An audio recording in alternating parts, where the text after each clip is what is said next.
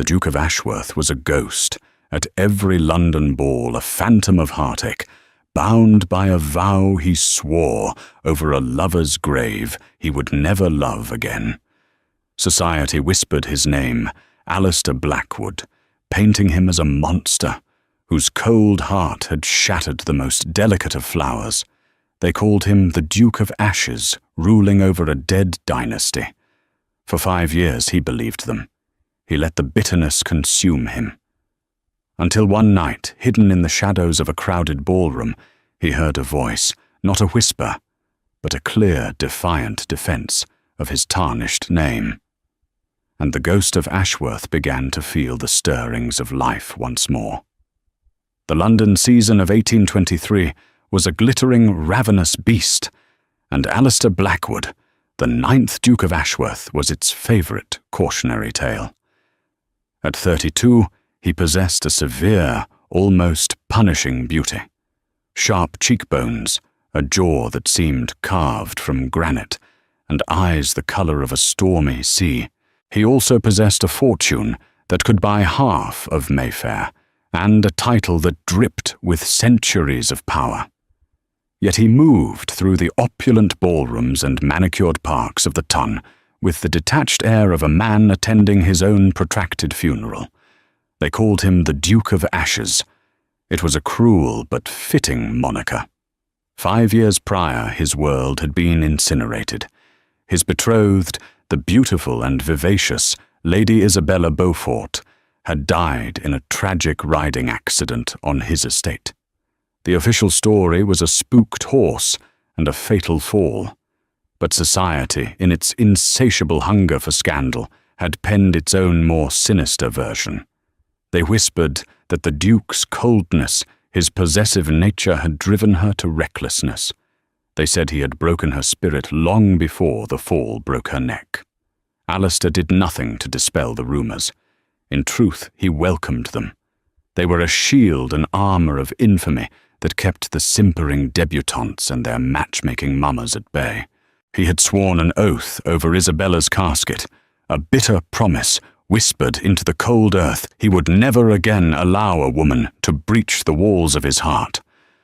Love was a fool's game, a currency of betrayal and pain, and he was done playing. His life became a rigid routine of managing his vast estates, attending Parliament, and making the briefest, most begrudging appearances at social functions required by his station. He would stand near the French doors, a glass of brandy in his hand, his expression a mask of indifference, watching the swirling colours of the ballroom, as if observing a particularly vapid species of insect. On the other side of this glittering world was Miss Eleanora Vance. Eleanora was not a diamond of the first water. She was not breathtakingly beautiful, like the season's incomparable Lady Seraphina Cavendish. Her beauty was quieter found in the intelligence of her warm chestnut eyes, the gentle curve of her smile, and the determined set of her chin. She was in London for one reason: to secure a respectable match. Her father, a country baron with more lineage than coin, had suffered a series of poor investments. The Vance family's future rested on Eleanora marrying well. She hated it. She loathed the superficiality, the transactional nature of it all. She preferred reading philosophy in her father's dusty library to mastering the art of the flirtatious fan. But she loved her family, especially her 2 younger sisters, whose futures depended on her success. So she smiled, she curtsied, and she endured the insipid prattle of young lords whose ambitions extended no further than the cut of their waistcoat. Eleanora had, of course, heard the stories of the Duke of Ashworth. She had seen him from afar, a dark, imposing figure who seemed to suck the very light and warmth from his surroundings. The other ladies swooned over his tragic allure or shivered in delicious fear of his reputation. Eleanora felt neither. She felt a flicker of pity for a man so clearly haunted, but mostly she was repulsed by the glee with which society picked at his wounds.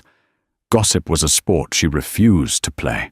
She believed in evidence in character, in the truth that lay beneath the polished surface.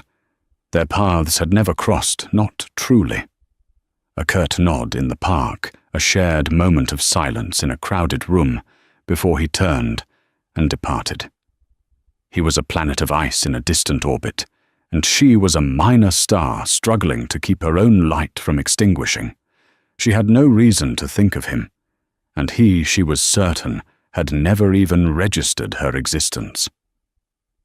The universe, however, had other plans, and the setting for its grand design was to be the most anticipated event of the season, Lady Atherton's annual masquerade ball. Lady Atherton's ballroom was a masterpiece of controlled chaos. Hundreds of guests, hidden behind masks of velvet silk and feathers, moved under the shimmering light of a dozen crystal chandeliers.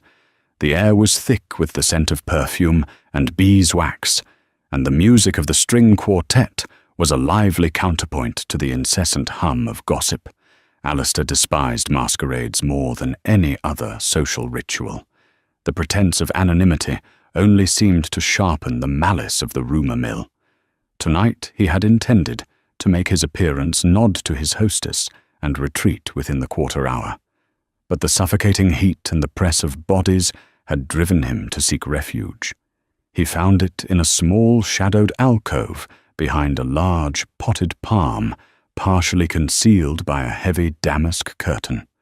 From here he could observe, without being observed, a ghost in his own right, nursing a glass of scotch, and his customary disdain. He was about to drain his glass and depart, when he caught snippets of a conversation from a group of dandies and debutantes gathered just beyond the curtain. Their voices were low, but their words were sharp as glass. "Look, there is Lady Seraphina," said Lord Harrington, a man whose chin was as weak as his character.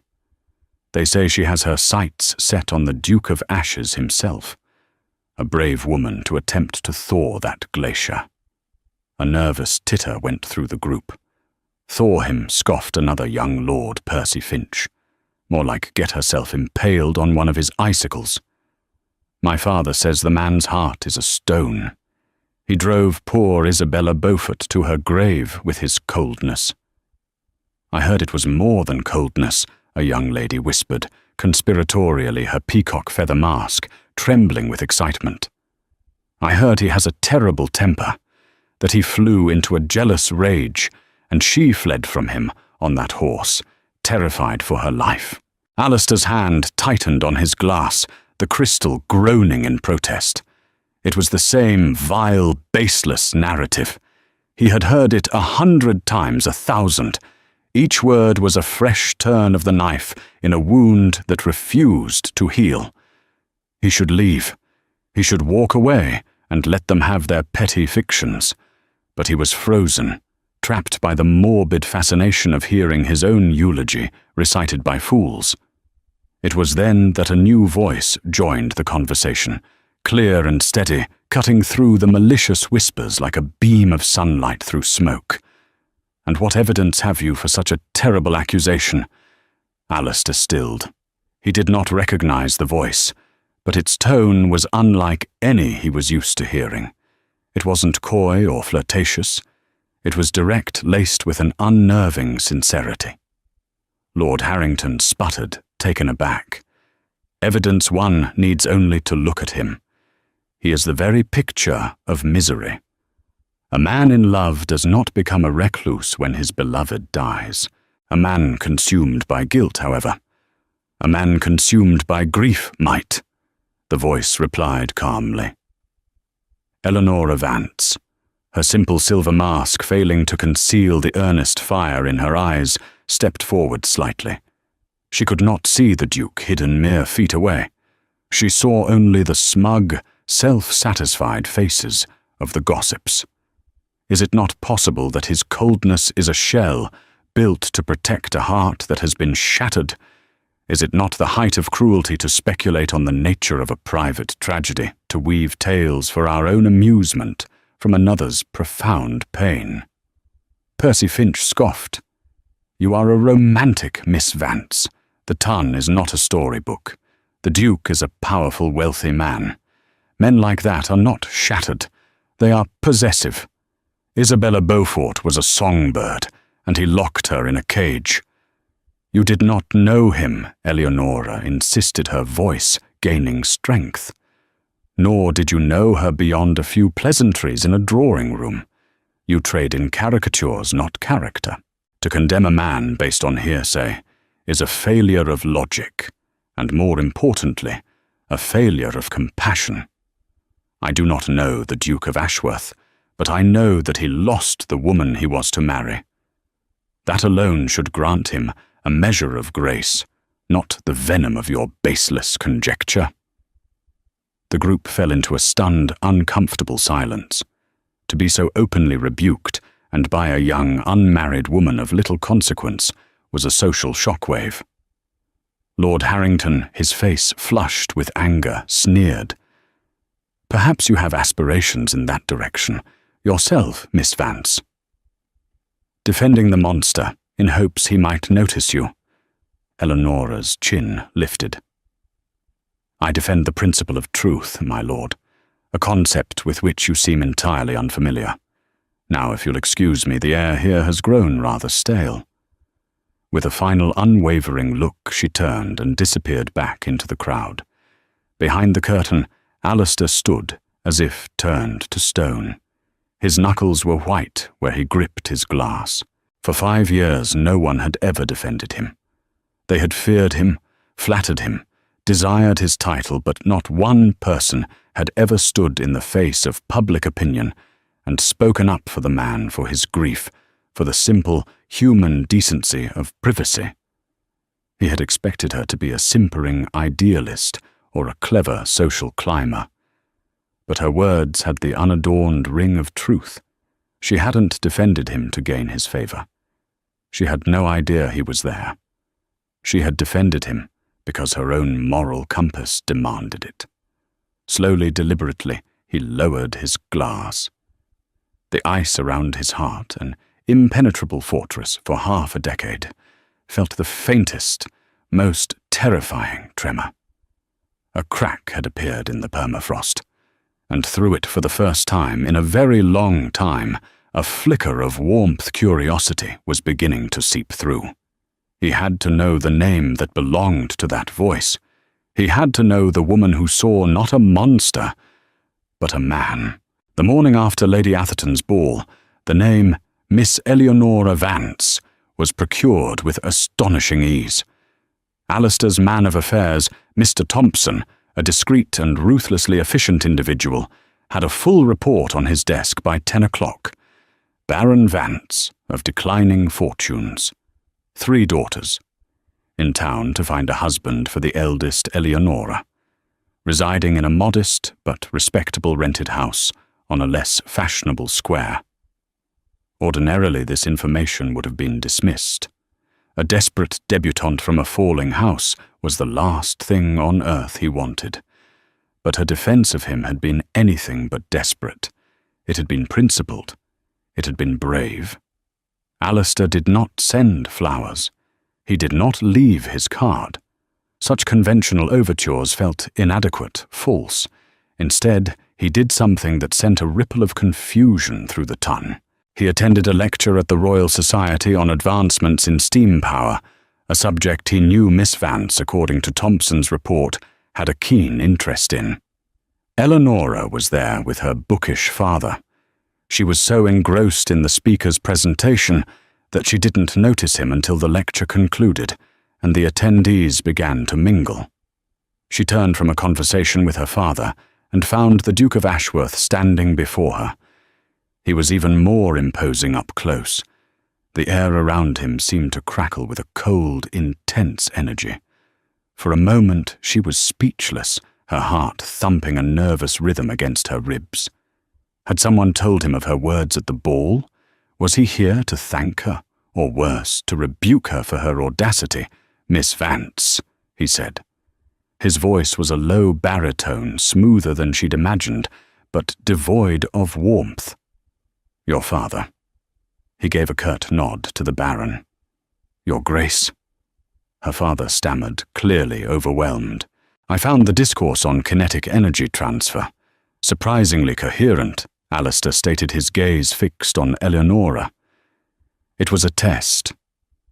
Eleonora found her voice. Indeed, Your Grace. Though I felt Professor Davies might have given more credit to the work of Nicholas Carnot on thermodynamics. His theories lay the very foundation for what we heard today. A flicker of something surprise respect passed through Alistair's stormy eyes.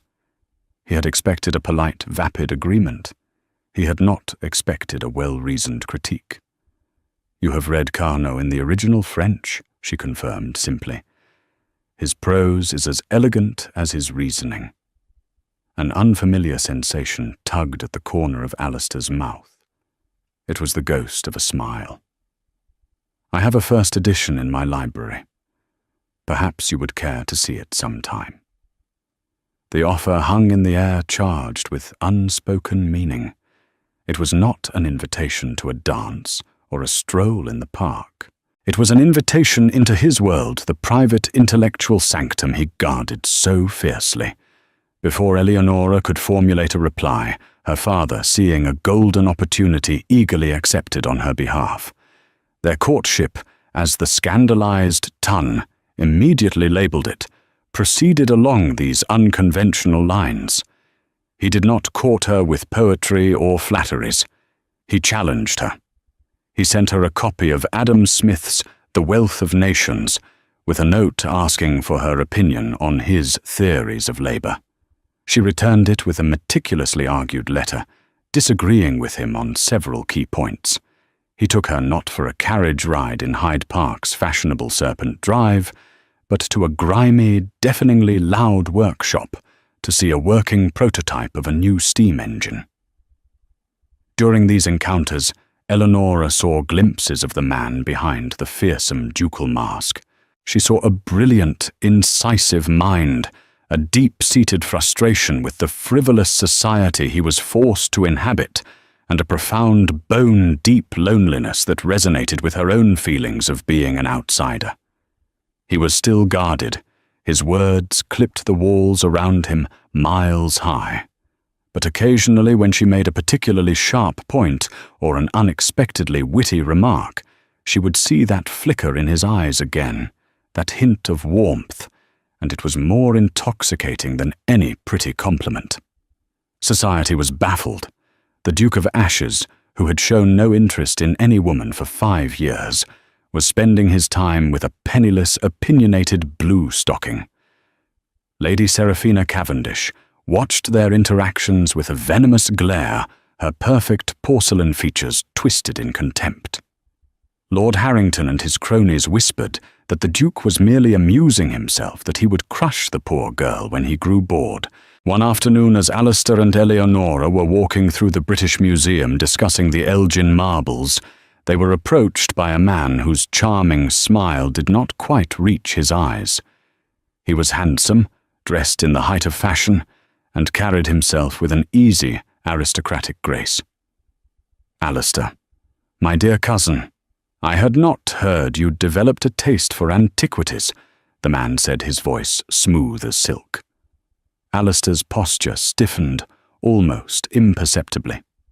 The warmth that had begun to creep into his expression vanished, replaced by a glacial coldness. Julian, what are you doing in London? Can a man not visit his own family? Julian Croft replied, his gaze sliding to Eleonora, appraising her with an unnerving intensity. And you have not introduced me to your lovely companion. Miss Eleonora Vance, may I present my cousin, Mr. Julian Croft Alistair, said, his tone flat and formal. Miss Vance, Julian said, taking her hand and bowing over it with a theatrical flourish. It is an absolute enchantment. My cousin is a fortunate man to have captured your attention. He is a man of deep and complex sorrows. The words were spoken with a tone of sympathy, but Eleonora felt a chill. There was an undercurrent to them, a suggestion of a shared secret knowledge that excluded her. Alistair's jaw tightened. We were just leaving, Alistair stated his hand, moving to Eleanora's elbow in a gesture that was both protective and possessive. He steered her away, leaving his cousin standing there with that same unsettling smile. As they walked out into the pale sunlight, the easy companionship they had been building felt fractured. The shadows had returned to Alistair's eyes, deeper and more turbulent than ever before. The appearance of his cousin had unearthed a ghost from a past Eleanora knew nothing about, and for the first time she felt a genuine tremor of fear.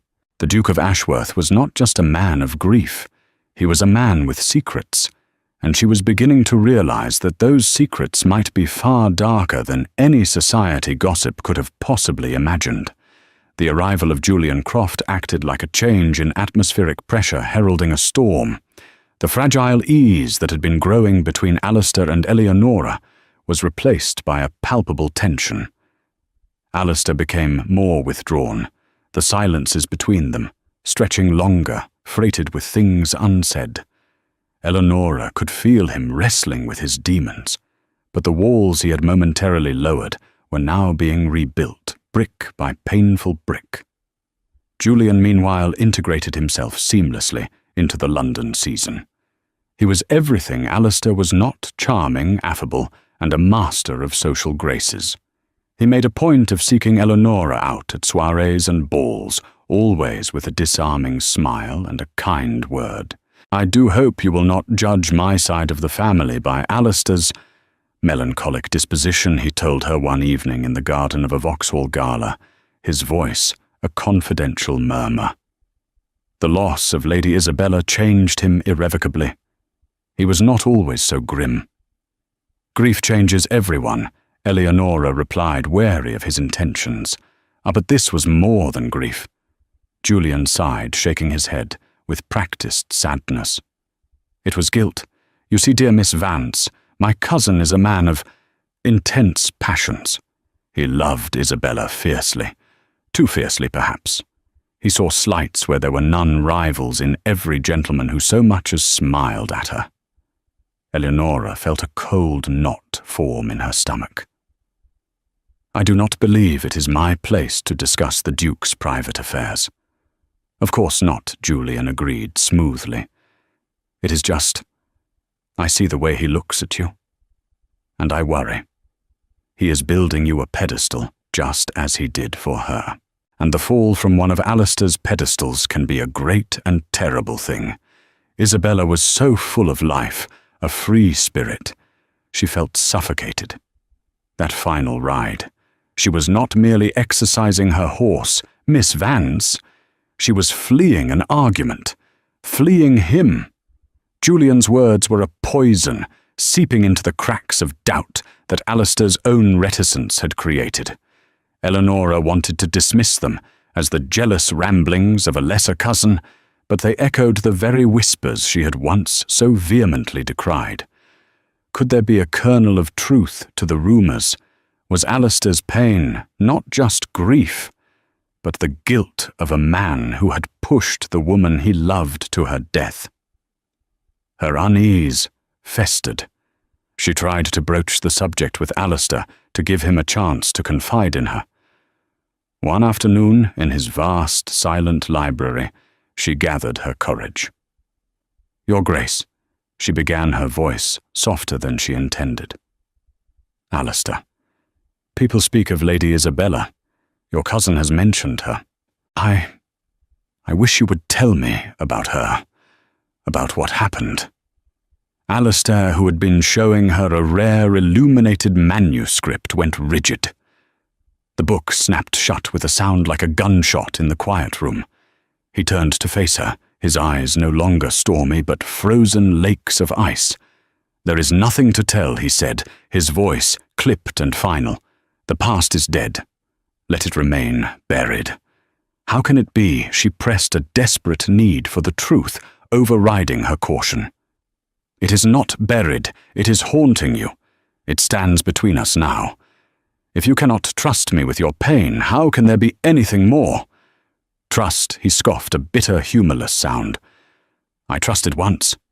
I gave my heart, my name, my future, and in return, I was handed ashes. I will not make that mistake again. You defended my name in a ballroom, Miss Vance, and for that you have my gratitude. But do not presume to understand the contents of my heart or the ghosts that reside there." Each word was a slap.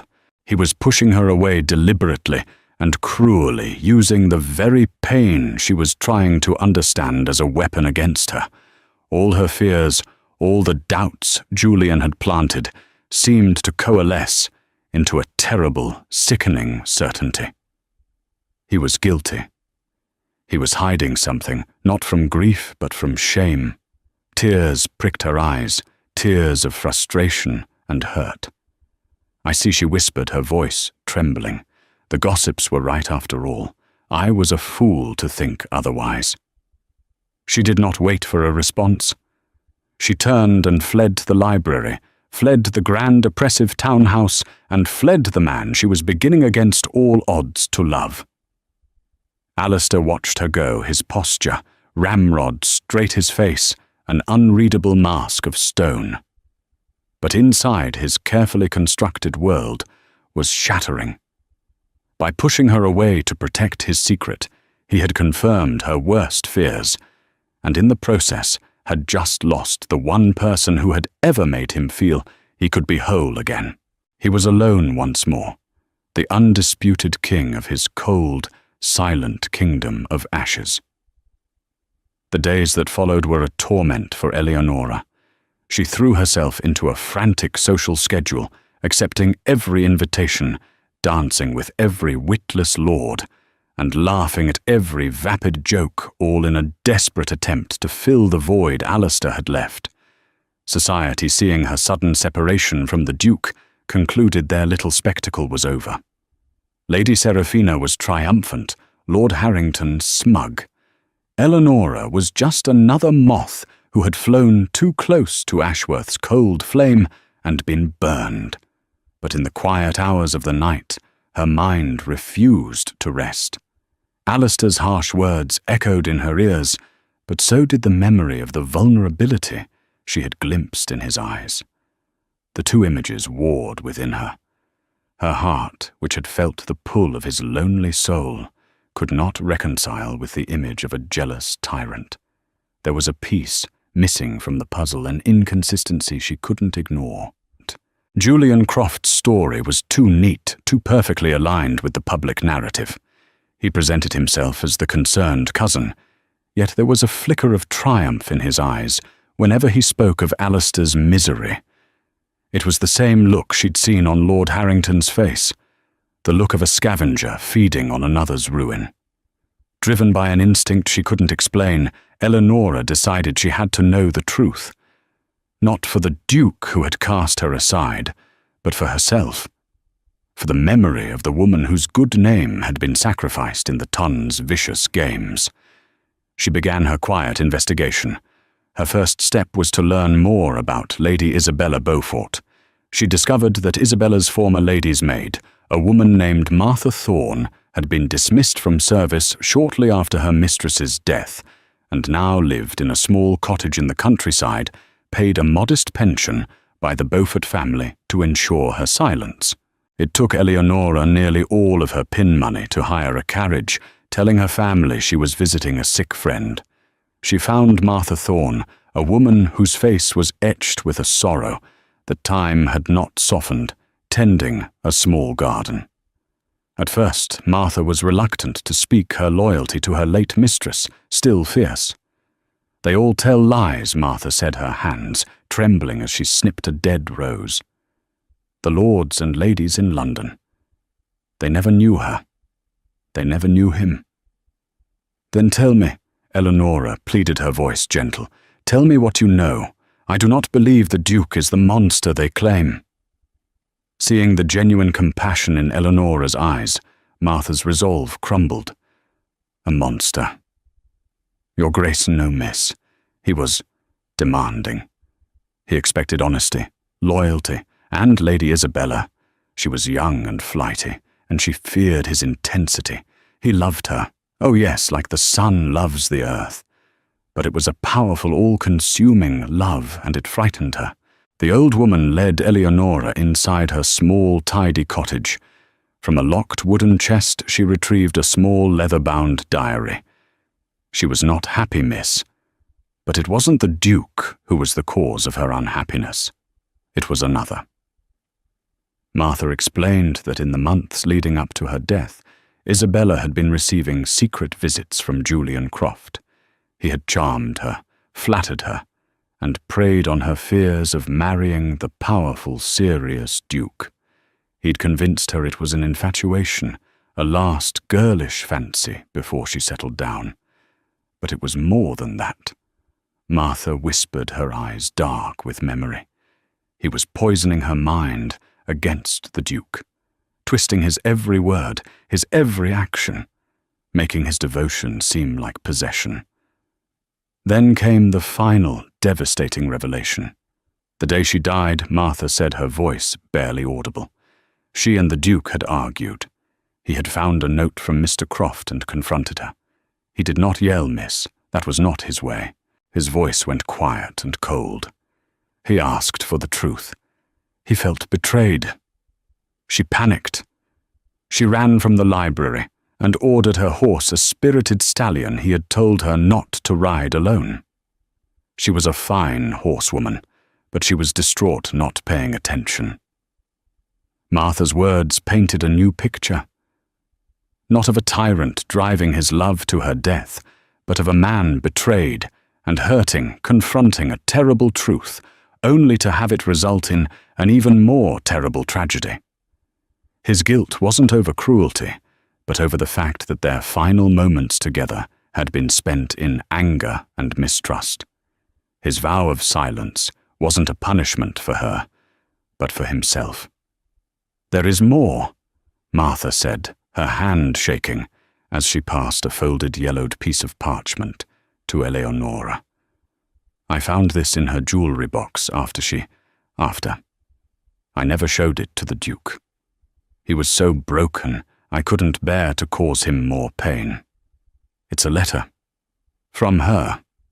To Mr. Croft." Eleonora unfolded the letter with trembling fingers.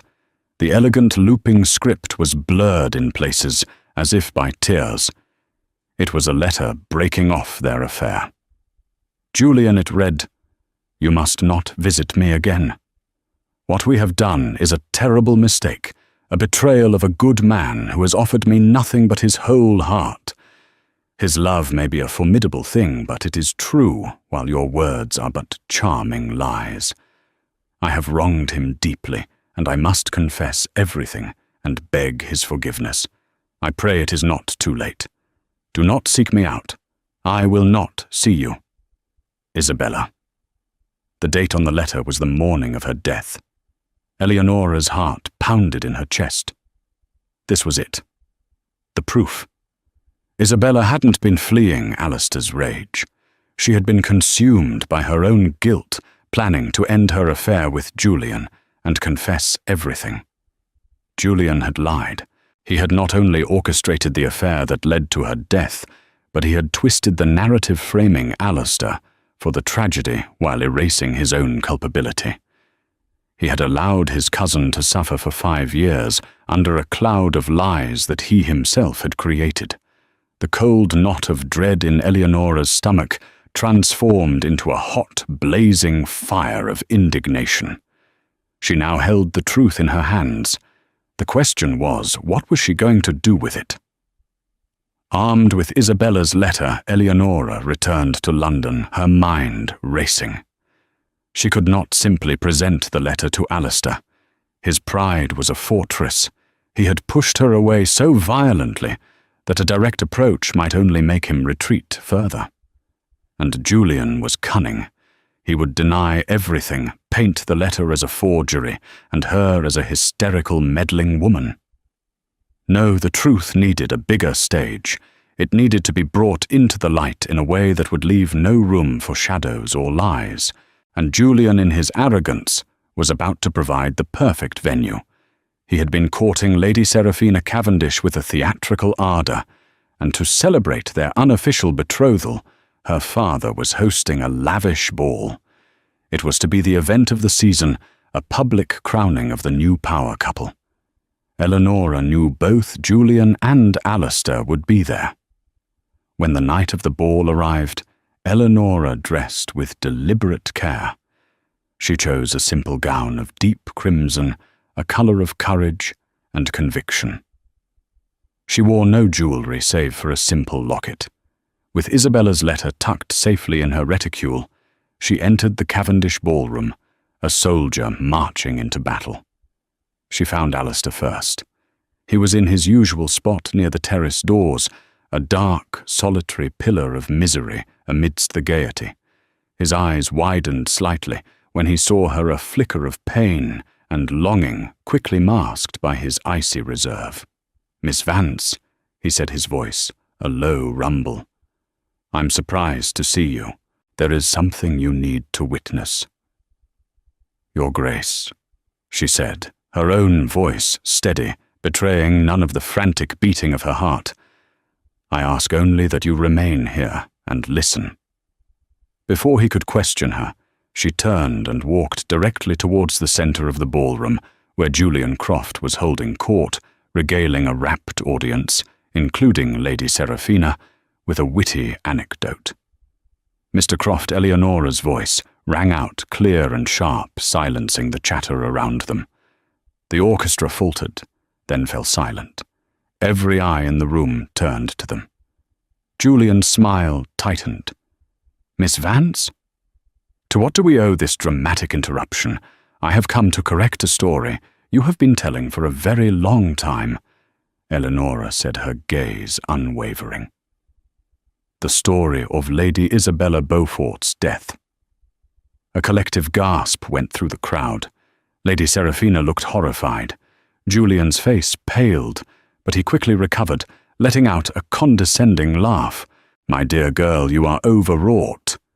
Grief is a difficult thing, but it is no excuse for public hysterics." "This is not hysterics, sir. It is an indictment." Eleonora retorted, her voice rising with righteous fury. "You have dined out on the tragedy of your cousin for 5 years. You painted him as a monster to soothe your own guilty conscience. You told me, and countless others, that Lady Isabella was fleeing his cruelty on the day she died. You lied." From across the room, Alistair took an involuntary step forward, his eyes locked on Eleonora, his mind reeling. "These are dangerous accusations," Julian hissed, his charm dissolving to reveal the venom beneath. "You have no proof." "Don't I?" Eleonora's hand went to her reticule.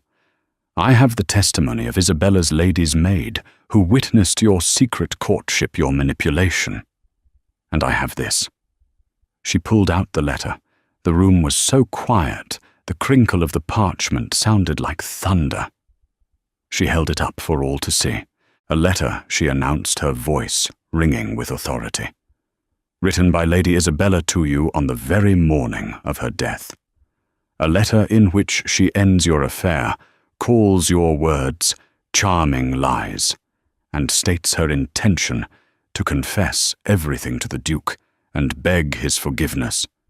She wasn't fleeing him, Mr. Croft. She was trying to return to him." Julian stared at the letter as if it were a serpent. All the blood had drained from his face. He was trapped, exposed before the entire ton. "This is a forgery," he choked out.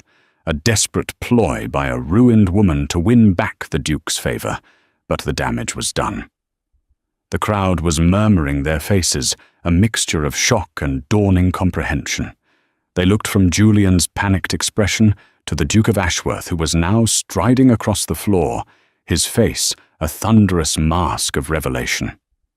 Alistair stopped before Eleonora, his gaze not on his cousin, but on her. He saw the courage it had taken, the risk she had undertaken, all for his name, for a truth she had no reason to believe in, but did anyway. He turned to Julian, and for the first time in 5 years, the ice in his voice melted, replaced by a white, hot fire. You let me live in that hell, he said, his voice dangerously low. You let me carry the weight of her death, the guilt of that final argument, while you built your life upon my ruin. Julian, cornered and desperate, made a fatal error. He lunged not at Alistair, but at Eleonora, trying to snatch the letter from her hand. Alistair moved with a speed that was shocking, intercepting him, his hand clamping around Julian's wrist like a manacle of steel. You will not touch her, Alistair snarled. You will leave this city tonight. If I ever see your face again, if I ever hear your name spoken in my presence, I will finish what we should have finished 5 years ago. Do you understand me? Defeated and utterly disgraced, Julian could only nod, his body trembling. Alistair released him with a shove. Julian stumbled backward, met on all sides by the cold, accusatory stares of the society that had once adored him.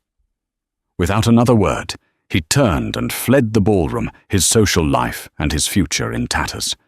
The crowd erupted in a cacophony of whispers. But Alistair heard none of it. He turned back to Eleonora, who stood brave and trembling in the eye of the storm she had created. He saw not a meddling blue-stocking, but a lioness. His lioness. He took the letter from her hand, his fingers gently brushing hers. Then, without a word, he took her arm and led her from the ballroom, away from the prying eyes and wagging tongues, out onto the cool, quiet terrace under the forgiving light of the moon. The duel was over. The truth had won. And a new, terrifying, wonderful dawn was breaking. The silence on the terrace was a world unto itself. It was profound and absolute, broken only by the whisper of a cool night breeze rustling the ivy that clung to the stone balustrade, and the distant ghost-like strains of a waltz from the ballroom they had just abandoned. The chaotic scene, inside the shocked faces, the frantic whispers, the utter humiliation of Julian Croft felt 1,000 miles away. Here, under the serene silver gaze of the moon, there were only 2 people suspended in the fragile moment after a battle had been won. Alistair stood without moving, his broad shoulders silhouetted against the glittering London skyline. He still held Isabella's letter, the brittle parchment, a tangible link to a past that had just been violently rewritten. His knuckles were white where he gripped it, the only outward sign of the tectonic shift occurring within him. For 5 years his identity had been fused with his grief and guilt. He was the Duke of Ashes, a man defined by tragedy. Now the foundations of that identity had been pulverized, and he felt adrift. He turned his head slowly, his stormy eyes falling upon Eleonora. She stood straight and proud, the crimson of her gown a defiant splash of color in the monochrome night. The adrenaline of the confrontation was fading, leaving a tremor in its wake. She had wagered everything, her reputation, her future, on a truth she had pieced together from a grieving maid and a forgotten letter. Seeing him now, seeing the raw, unguarded bewilderment on his face, she felt a wave of uncertainty. Had she done the right thing? Had she freed him?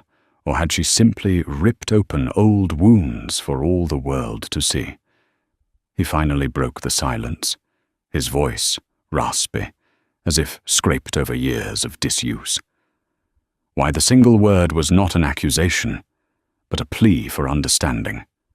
It was freighted with the weight of 5 years of solitude, of 1,000 nights spent staring into a fireplace haunted by ghosts. I was cruel to you.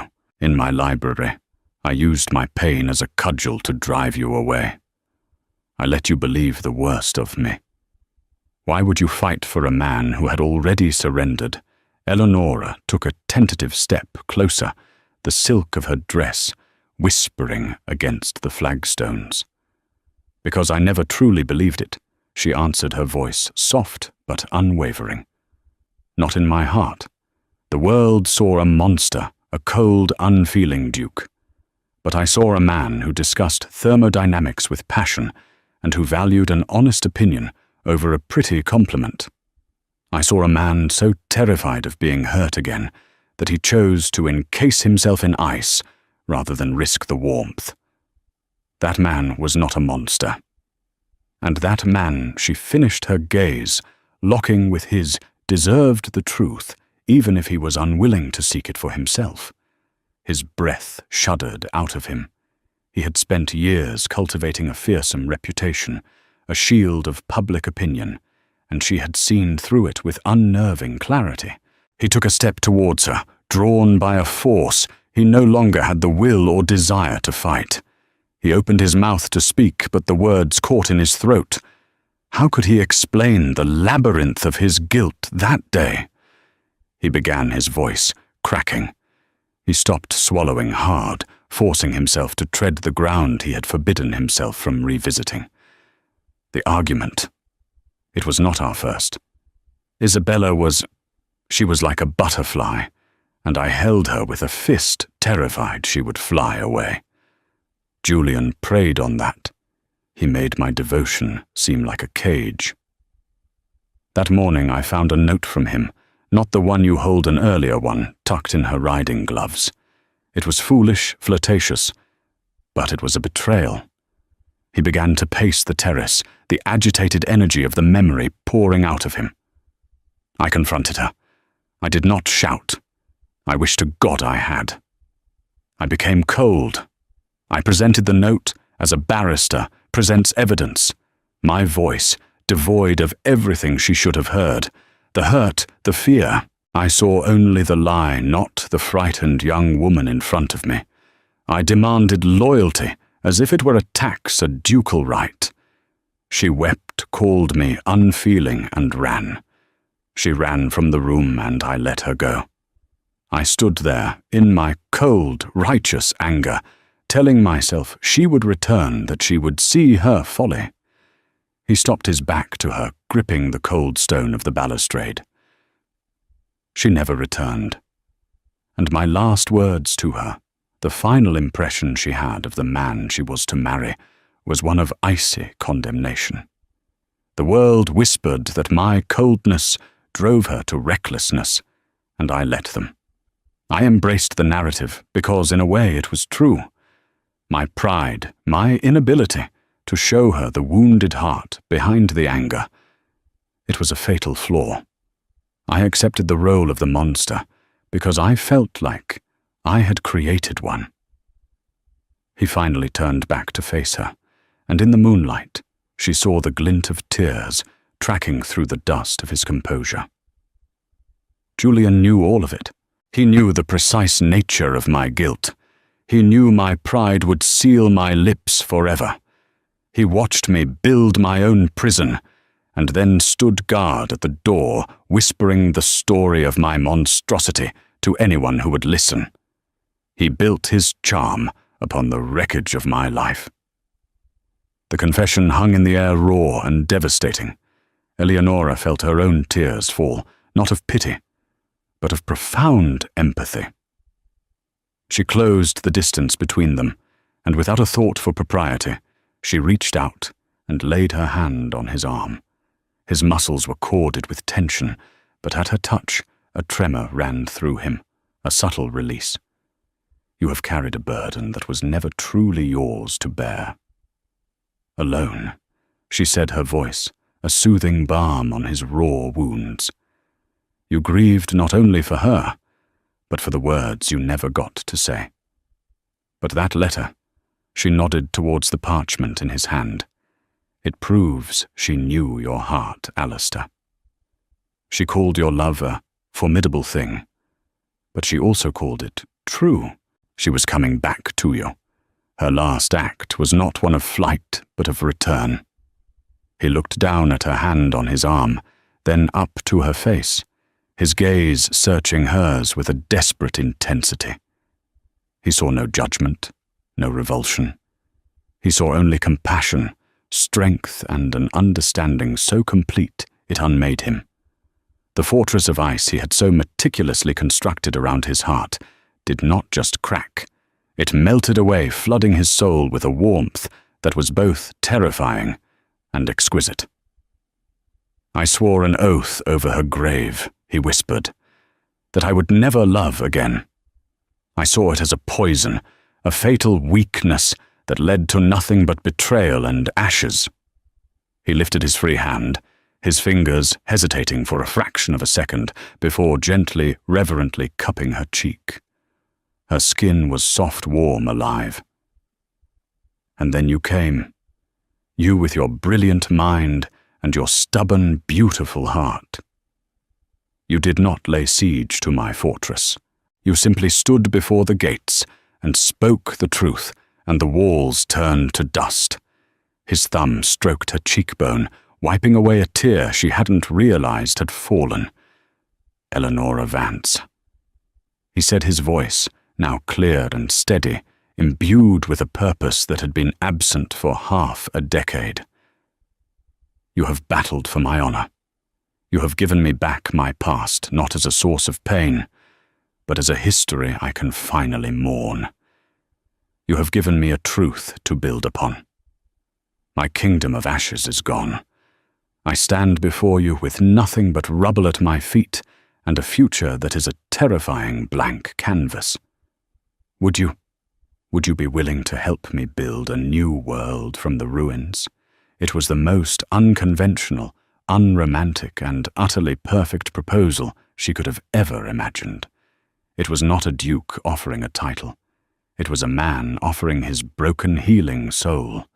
A world of steam engines and dusty books and spirited debate, she asked, a watery smile gracing her lips. A true smile, the first she had ever seen, transformed his face. It was like watching the sun break over a desolate landscape, and a duchess who reads Carnot in the original French. A partner in all things. Yes, she whispered the single word, carrying the weight of all her hopes, all her conviction. "Yes, Alistair, with all my heart." He closed his eyes, a shudder of profound relief running through his entire frame. When he opened them again, the last of the ghosts were gone. He was no longer the Duke of Ashes, but a man reborn in the moonlight, his face alight with a love that was indeed formidable, but one Eleonora knew was also loyal, steadfast, and now entirely hers. He lowered his head and kissed her. It was not the chaste, hesitant kiss of a courtship. It was a kiss of profound, soul-deep gratitude. It was a kiss of homecoming, of promises made and futures claimed. It was the sealing of a partnership forged in the most unlikely of fires. They did not return to the ballroom. Alistair wrapped his greatcoat around her shoulders, a silent shield against the chill and the prying eyes, and led her through a side entrance. The journey in his carriage back to her family's modest townhouse was spent in a comfortable, charged silence. They sat side by side, his hand holding hers with a possessive tenderness, their new reality slowly sinking in. This was not a dream. This was the beginning. His arrival at the Vance residence, well past midnight with their eldest daughter on his arm, nearly gave the Baron a heart attack. But when Alistair, the formidable Duke of Ashworth, stood in their small parlour, and with a humility that stunned her father into silence, formally requested Eleonora's hand in marriage, the shock turned to incredulous joy. Their new life began not in London, but at Ashworth. Eleonora had dreaded seeing the estate, imagining it as a Gothic mausoleum of sorrow. But as they crested the hill in Alistair's travelling carriage a month later, she saw not a place of tragedy, but a magnificent house of warm, honey-coloured stone, nestled in a valley and crying out for life. Alistair showed her everything. He was a different man here, more relaxed, the lines of tension around his eyes and mouth smoothed away. He showed her the stables, the gardens, and even one quiet afternoon, the place where Isabella had fallen. He stood there, not with a haunted look, but with a sombre peace. "This is where she died," he said simply, his hand holding Eleonora's. "It is a part of the history of this land, a sad part. But because of you, it is no longer the only part." Ashworth awakened under her touch. She did not throw out the past, but she let in the future.